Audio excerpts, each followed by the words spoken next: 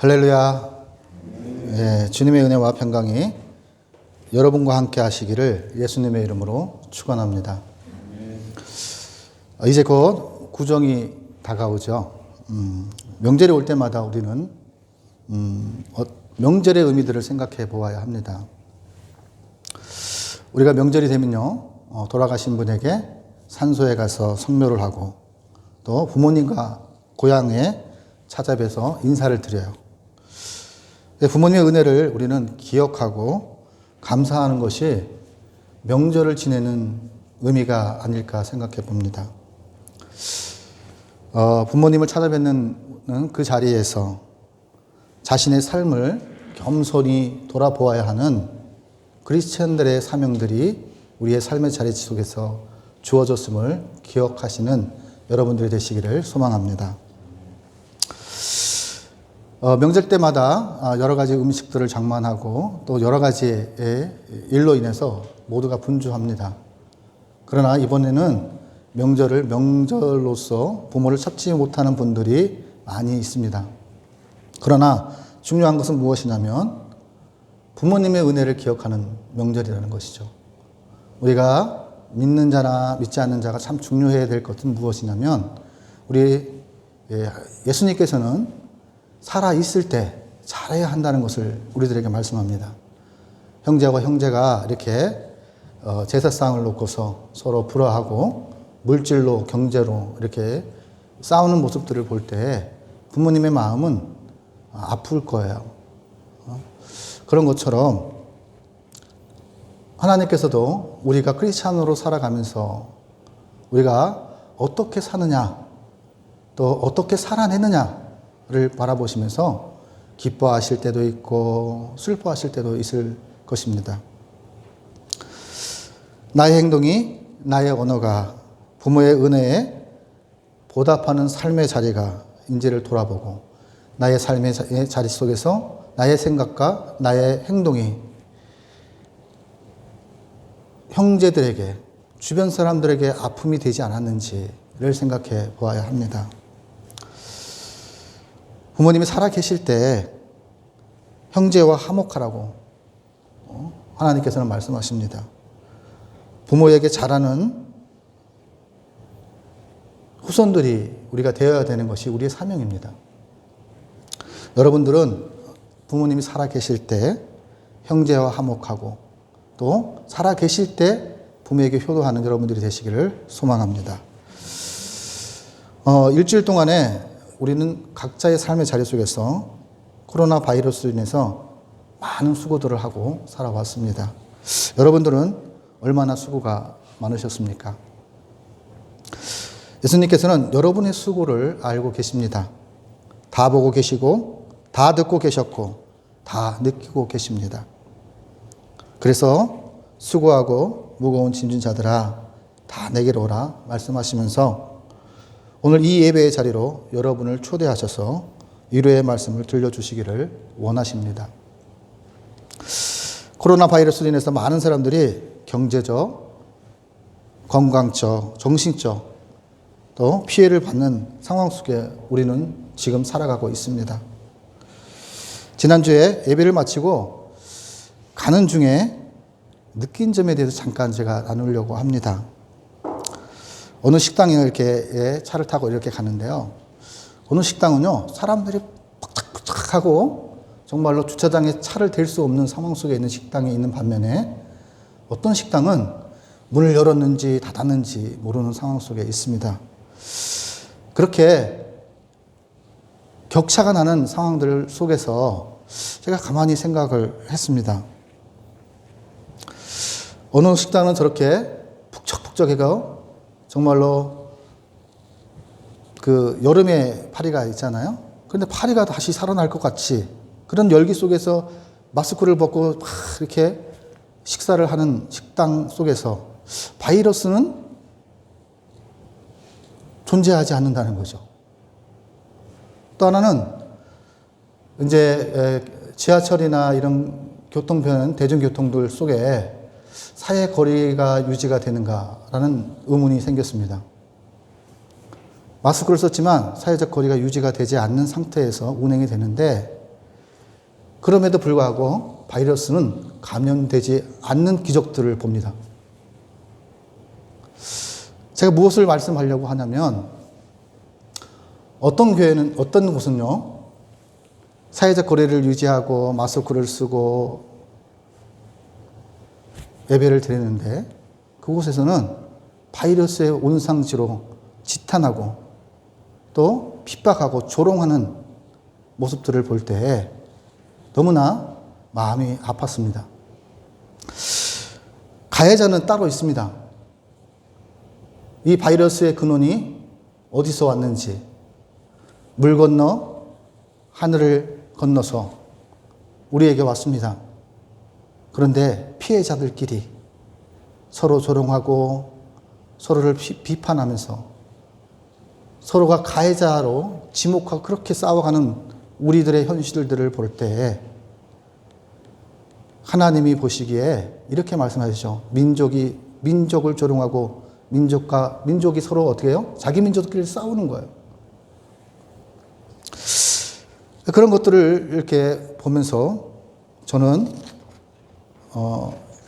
지금의 이 상황 속에서 우리가 너무나 많은 아픔과 또 많은 상처들을 받고 살아가고 있는 것은 아닐까라는 생각을 해봅니다.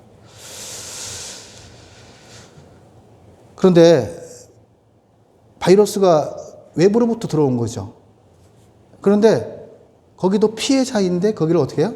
바이러스의 온상지로 언론에서 보도하고 또 그것을 펜을 잡아서 지식이 있는 분들이 이야기를 합니다. 그런데 가해자에 대해서 펜을 들어서 쓴 기사는 찾으려도 찾을 수가 없습니다. 인간이 잘못해놓고 하나님을 조롱하고 무시하는 행동들을 하면서 그 길이 멸망의 길임을 인지하지 못하는 사람들을 우리는 언론을 통해 보고 듣고 있습니다. 모두가 고통받는 상황 속에서 마치 본인 자신만 피해 있고 있는 것처럼 포악한 행동으로 불만과 불평을 표현하고 그것이 마냥 정의로운 것처럼 이야기하는 사람들이 있습니다. 어려울수록 서로의 존재를 인정해 주어야 하지 않겠습니까? 뭉치면 살고 흩어지면 죽는 것처럼 함께 살아내야 하지 않겠습니까? 그렇게 살아내야 한다면 예수 그리스도를 주인으로 시인하는 우리에게는 신앙으로 생존할 수 있는 것이 무엇일까요? 그것은 하나님을 사랑하는 것이고 그 하나님께 예배하는 것이 위로이고 힘을 낼 수 있는 에너지입니다. 저의 인생에 대해서 잠깐 이렇게 간증 비슷하게 말씀을 드리려고 하는데요. 저는 제 인생 속에서 살아가면서 배신도 당하고 사기도 당해 보았습니다. 모든 것을 잃고 삶의 의미를 포기하려 할 때에도 또 나를 가난하게 만든 사람을 죽이고 싶을 때에도 은혜를 원수로 갚는 일들에게 어떻게 해요? 조롱당했습니다. 하나님께서 제게 그럴 때 이렇게 말씀하셨습니다. 우연아, 내가 너를 용서한 것이 용서해라. 그래서 용서했더니 도리어 어떻게 했냐면 의인인 것처럼 저에게 또 고통과 아픔을 주었습니다. 저는요, 하나님께 이렇게 물었습니다. 도대체 몇 번을 용서해야 됩니까? 그 하나님께서 내 마음속에 말씀을 기억나게 하시면서 이렇게 말씀하십니다. 70번씩 7번 용서해라. 이 말씀이 저를 붙들어 주었습니다. 그가 자기 잘못을 스스로 알 때까지 끝까지 용서하라는 말씀이 기억날 때마다 저는요, 나를 그렇게 아프게 했고 나의 모든 것을 앗아간 그 사람을 죽이고 싶은 분을 삭힐 수가 있었습니다. 예수님을 나의 의지처로 나의 피난처로 삼으면서 살아올 수 있었던 이유가 무엇일까요? 그것은 바로 예배를 통해서 하나님께 위로와 하나님의 도움을 받고 하나님의 사랑이 무엇인지를 깨달았기 때문입니다. 그럴 때 저는요, 이렇게 이 찬양을 불렀습니다. 주는 우연에도 내 방패되시며 우연히 주를 즐거워합니다. 주를 즐거워합니다. 예수 안에 우리의 기쁨이 있고 거룩하신 그 이름에 믿음이 있네. 주의 인자하심을 베푸소서 우리들에게. 우리가 주를 바라나이다. 주님께 바라나이다. 이렇게 하나님께 찬양과 나의 신앙 고백을 통해서 저는 위로와 힘을 얻었고 여기까지 왔습니다. 세상 사람들은요, 저를 바보라 할지라도 저는 주님의 말씀이 저의 삶의 자리 속에서 실현되어지기를 바라는 소망으로 언행일치의 삶의 자리가 되도록 노력하고 그렇게 살아가고 있습니다. 그렇게 그 원수는 그러면 어떻게 되었을까요? 친구가 되었습니다. 지금은 가까운 교회에 나가 예배를 드린다는 이야기를 접하게 되었습니다. 그리고 가끔 조금이라도 도움을 주고 살아가고 있습니다. 이 시간에 저보다 더 힘들어 하시는 분들에게도 예수님께서 평강과 은혜를 주시기를 원하십니다. 수고하고 무거운 짐진 자들아 다 예수님 앞에 오라고 말씀하십니다. 몇 사람이 오든지 어떤 수고든지 어떤 짐으로 인해 고통과 곤란 중에 있든지 예수님께서 오라고 말씀하십니다.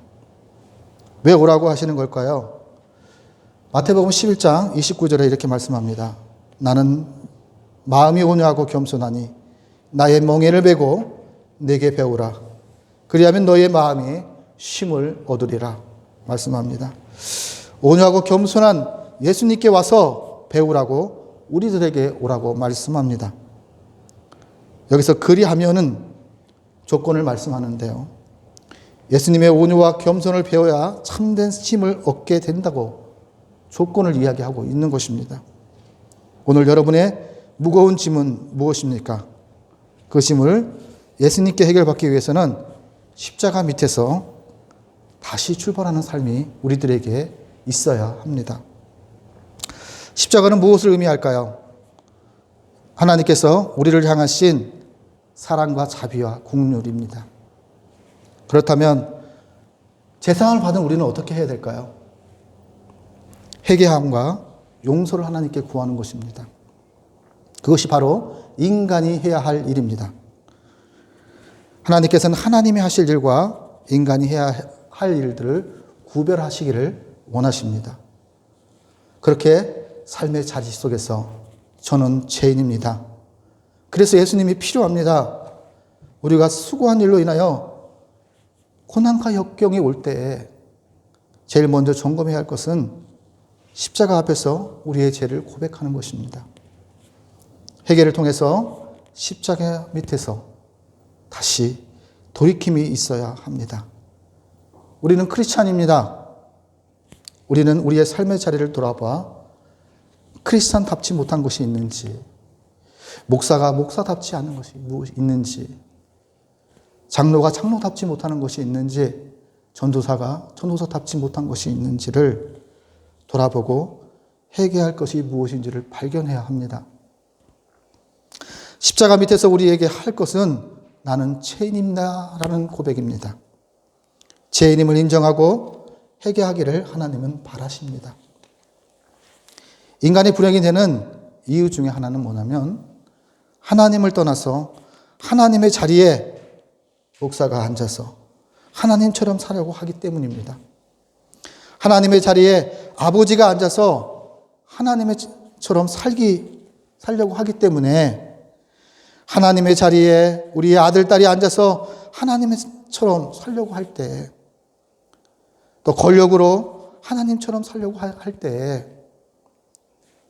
우리는 불행해지는 것임을 알아야 합니다. 자신이 하고 싶은 대로 하고 살면 그것이 행복이라고 생각하는 사람들이 있습니다.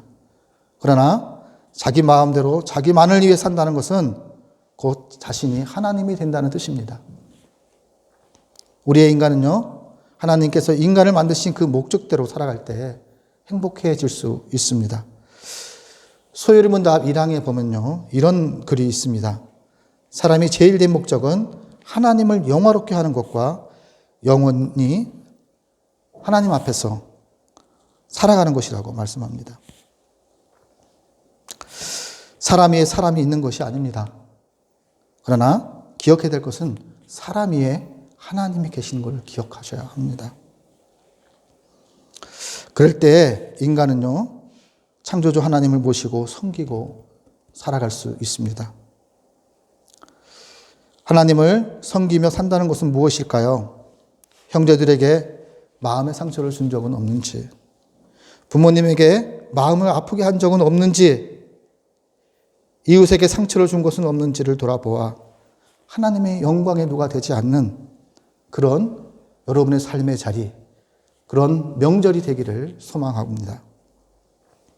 오늘 우리에게 주신 말씀을 통해서 우리의 삶을 돌아보고자 합니다. 오늘 우리와 함께 나눈 본문의 말씀은요, 다윗은 1절에 보면 내 하나님이여 어찌 나를 버리셨나이까 이렇게 고백합니다. 다윗은 고난에 처해 있습니다. 하나님의 구원을 간절히 기도하는 말씀입니다. 고난에 처한 자신의 모습을 고백합니다. 이것은 하나님에 대한 원망이 아니라 진노 가운데서 다윗은요, 하나님께서 자비를 베풀어 주시기를 지금 기도하고 있습니다. 이 간절한 다윗의 호소는요, 예수님께서 마태복음 27장 47절에서 예수님께서 십자가 위에서 하신 말씀과 동일합니다. 엘리 엘리 사박다니 나의 하나님 어찌하여 나를 버리셨나이까. 예수님도 십자가 위에서 그렇게 고백하셨습니다. 하나님께서 시편 오늘 2절의 말씀을 보면요, 또 이런 말씀이 있죠. 내 하나님이여 내가 낮에도 부르짖고 밤에도 잠잠하지 아니하였나이까. 이 말씀은요, 하나님께서 기도를 했는데 응답하지 않는 상황 속에 있음을 우리들에게 말씀하고 있습니다. 다윗을 통해서 인간의 구원을 바라시는 예수님을 볼 수 있고요, 다윗을 통해서 기다림에 대해서 우리에게 말씀하시는 하나님의 음성이 오늘 본문 말씀 속에 있습니다. 다윗은요, 그래도 낙심하지 않고 계속해서 하나님께 반복하여 기도합니다. 하나님은 분명히 우리의 기도를 응답하시고 그 응답의 시기는 늦어질 수 있음을 다윗을 통해 말씀하고 있는 것입니다. 하나님께서요, 오늘 본문 3절에서 5절의 말씀을 통해서 보면 기도의 응답이 항상 어떻게 되죠? 믿음의 고백으로 바뀌어가는 것을 볼 수 있습니다. 다윗은요, 이렇게 고백합니다. 우리의 조상들의 기도를 들으셨던 것처럼 지금 나의 기도도 하나님 응답해 주시옵소서라고 기도합니다. 그래서 하나님께서는 다윗의 수치를 당하지 않도록 내버려 두지 않으시고 구원해 주실 것을 확신하며 신앙 고백하고 있는 모습을 오늘 본문은 우리들에게 말씀합니다. 오늘 본문 시편 22편을 통해서 예수님의 십자가를 깊이 생각해 보고자 합니다. 예수님이 죄가 있으셔서 십자가를 지셨을까요? 예수님은 죄가 없으십니다. 예수님은요, 우리의 죄의 희생물입니다.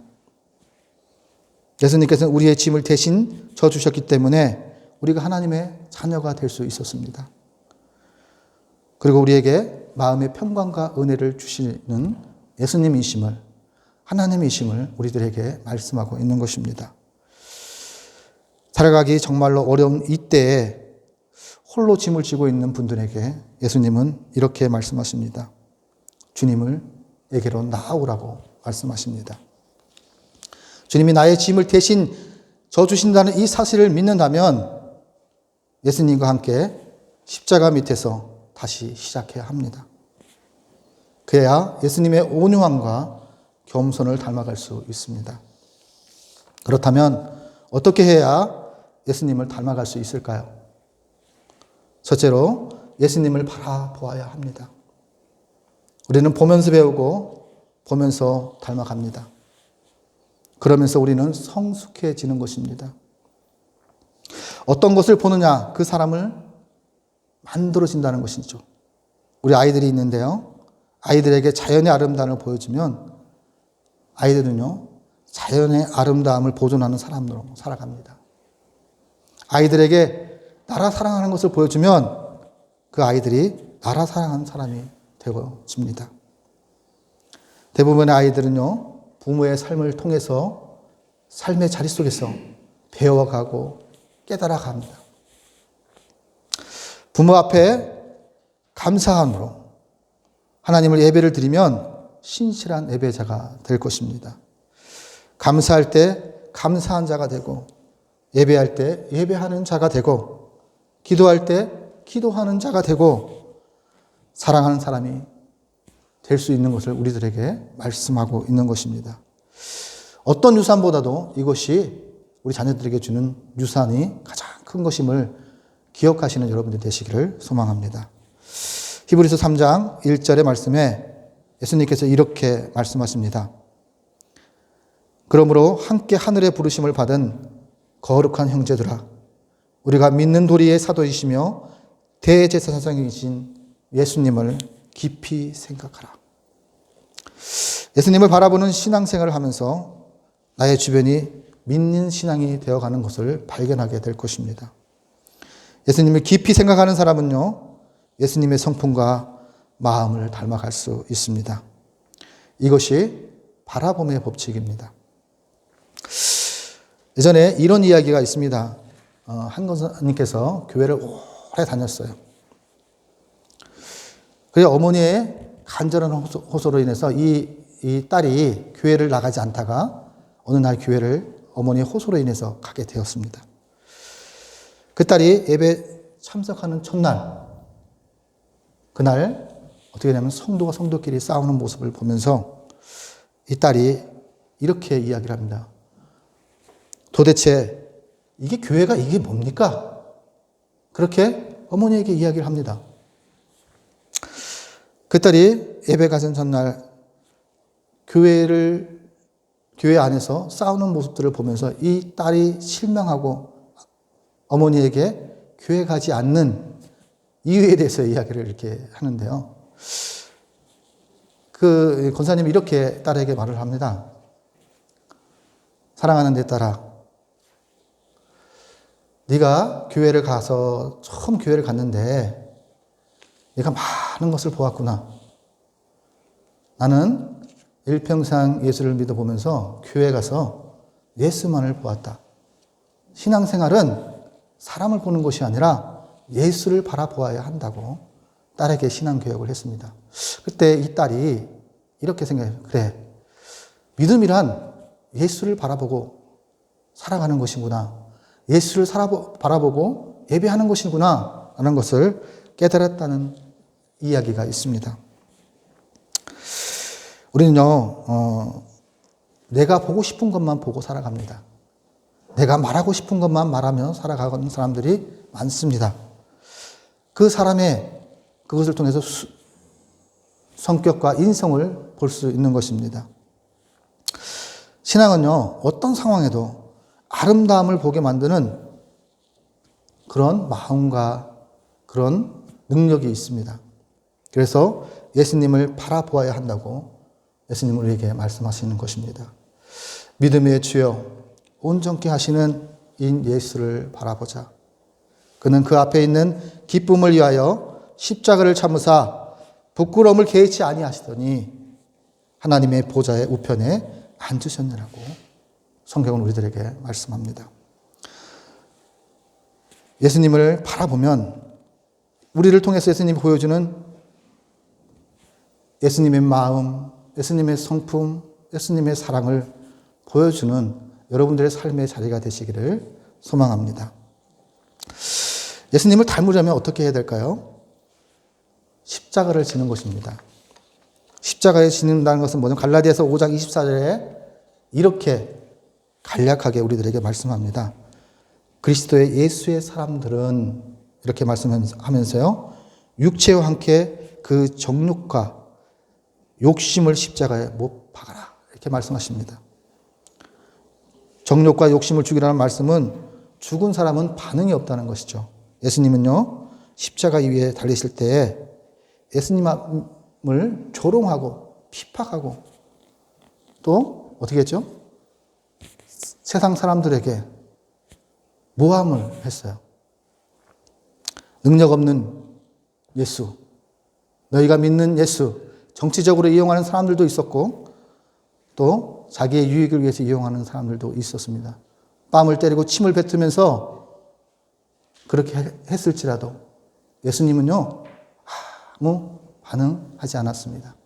악을 악으로 갚지 아니하고 악을 손으로 이기는 예수님의 모습이 십자가의 모습에 있는 것을 우리는 발견해야 합니다. 그러면 십자가를 바라볼 때 우리는 어떤 것을 또 봐야 되냐면요. 죽음만 바라보면 되는 것이 아닙니다. 십자가를 바라보면 예수와 함께 살아나는 것을 믿으셔야 합니다. 사도 바울은요. 하나님께서 사도 바울을 통해서 이렇게 말씀합니다. 갈라디아서 2장 20절에 보면요. 내가 그리스도와 함께 십자가에 못 박혔나니 그런즉 이제 내가 산 것은 나를 사랑하사 나를 위하여 자기 몸을 버리신 예수님을 믿는 믿음 안에서 사는 것이라고 말씀합니다. 십자가는 바로 예수님과 함께 살고 라는 것을 기억하셔야 합니다. 십자가에서 죽는 것만 보지 말고 다시 사는 부활을 보아야 합니다. 제가요, 만평을 농사를 지면서 이렇게 그런 훈련을 받은 적이 있었어요.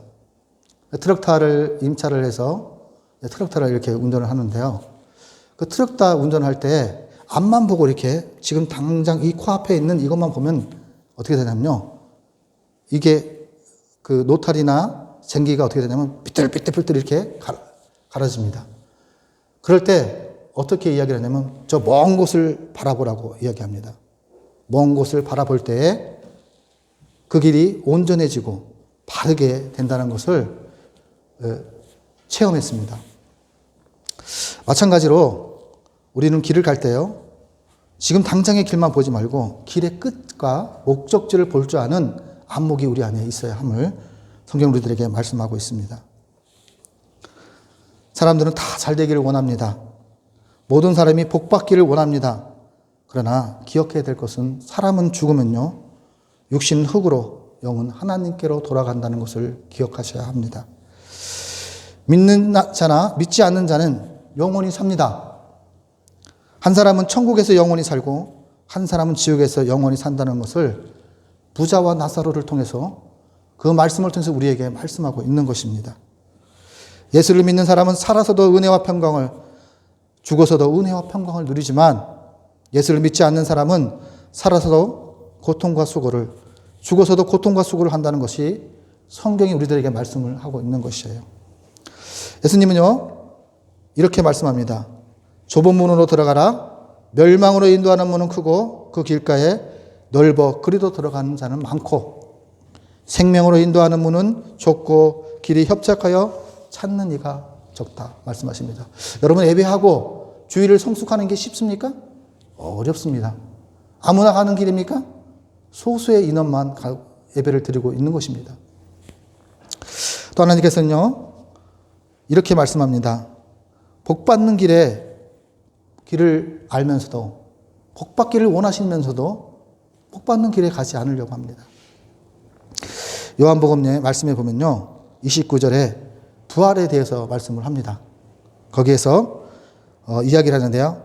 아들에게 생명이 있고 또 하나는 27절에 보면 예수님에게 심판의 권한이 있다는 것을 이야기합니다. 그리고 어떻게 하냐면 무덤 속에 있는 자가 다 그의 음성을 들을 때가 온다고 이야기를 합니다. 그러면서 29절에요. 요한복음 5장 29절에 이렇게 말씀합니다. 선한 일을 행하는 자는 생명의 부활로, 악한 일을 행하는 자는 심판의 부활로 나온다고 말씀합니다. 자, 어떻게 부활이 어떻게 되죠? 악한 자나 죽은 자나 같이 부활한다고 이야기를 하죠. 그러면 어떻게 해요? 생명으로 가는 그 길은 믿음으로 가는 것이고요. 돈으로는 못 가요. 힘으로도 못 가요.